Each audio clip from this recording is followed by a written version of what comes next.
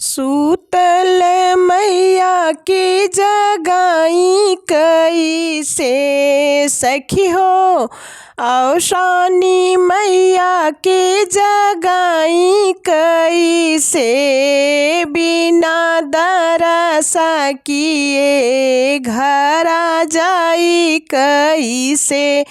सूतल मैया के जगाई कैसे सखी हो, औशानी मैया के जगाई कैसे, बिना दरस किए घर आ जाई कैसे।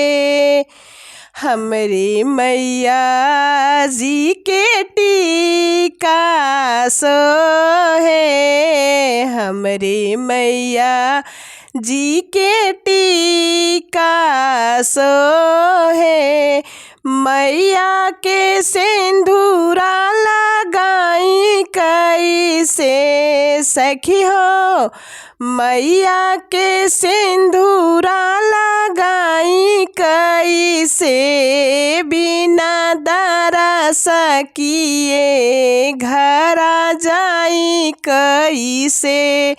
सूतल मैया के जगाई कैसे सखी हो, औशानी मैया के जगाई कैसे, बिना दरस किए घर आ जाई कैसे।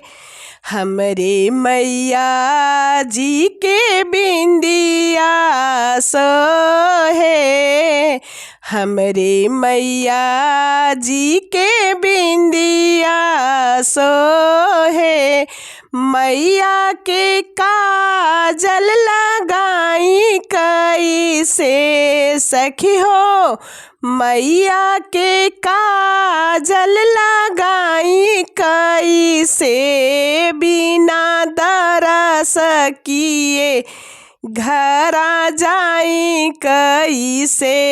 सूतल मैया के जगाई